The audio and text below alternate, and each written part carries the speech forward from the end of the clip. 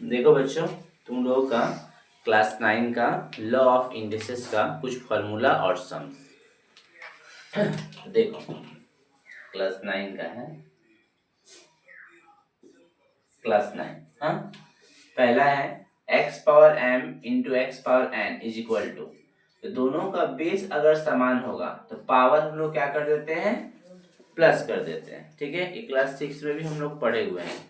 Class 6 में जैसे हम लोग पढ़ते थे a power m into A power n is equal to, power हमेशा प्लस हो जाता था। अगर बेस समान रहेगा तो पावर प्लस हो जाएगा। दूसरा देखो, x पावर m और पूरा का होल n, तो कभी भी होल n रहेगा मतलब हॉल में रहेगा तो m में n से इंटू, जो अंदर रहेगा पावर और जो बाहर हॉल के ऊपर रहेगा, ये दोनों में इंटू हो जाएगा। जैसे मान लो एक का स्क्वायर है और पावर में 3 है, ठीक है, तो इसका हो जाएगा a का पावर 2 में 3 से गुना हो जाएगा, तो क्या हो जाएगा 6। ओके, वैसे इसमें भी गुना हो गया है। तीसरा है x पावर m भागा x पावर n, तो भागा का मतलब है कि पावर माइनस हो जाएगा। अगर बेस समान रहेगा तो पावर माइनस हो जाएगा। ठीक है, अच्छा, किसी का भी पावर जीरो रहेगा, किसी का भी पावर जीरो रहे, चाहे 1 लाख का भी पावर क्यों ना जीरो रहे, उसका वैल्यू आता है कितना, 1। कितना आएगा, 1।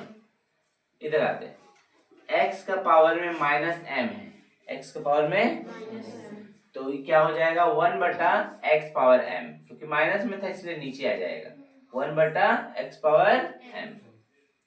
यहाँ देखो n रूट a है, n जो है रूट के अंदर क्या है, a है।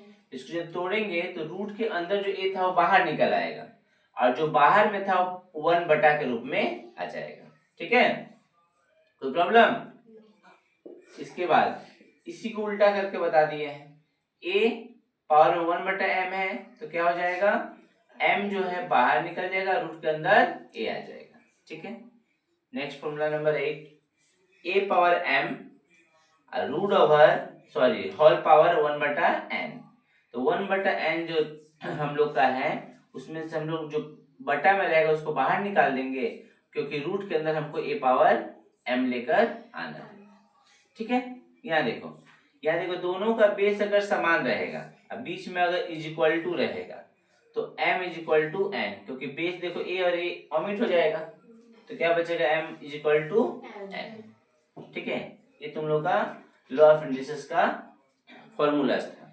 एक सवाल में हम बना के दे दिए हैं, तुम लोग का पहला ही सवाल है, 5√8 का होल पावर है 5 बटा 2 इंटू 16 का होल पावर है -3 बटा 2। ये तुम लोग का सम है, पहला ही सम। तो देखो सेम इधर वाला काम किए हैं, देखो ये वाला काम सेम टू सेम हुआ है, दिख रहा है? क्या किया गया है, जो रूट में था रूट को बाहर निकाल दिए, जो रूट के बाहर था उसको 1 बटा के रूप में लिख दिए। ठीक है, अब क्या है कि इसका पावर था 5 बटा 2, तो पावर 5 बटा 2।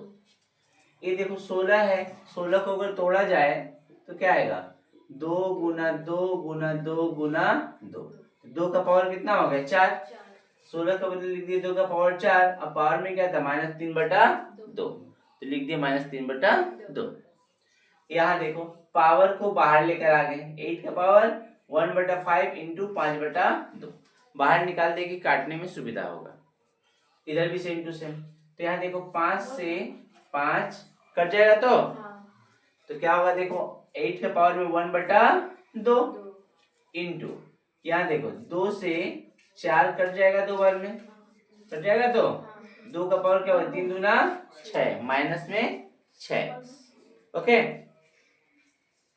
यहाँ देखो अब 8 का पावर 1 बटा 2 है इंटू 2 का पावर -6 है, तो हम लोग क्या कर सकते हैं, 8 को तोड़ सकते हैं। देखो 8 जो है 2 का क्यूब होता है और इंटू 1 बटा 2 पहले से था, यहाँ इंटू 2 का पावर -6, तो 2 का पावर में क्या गया, 3 एक कम 3 बटा में 2, यहाँ 2 का पावर -6।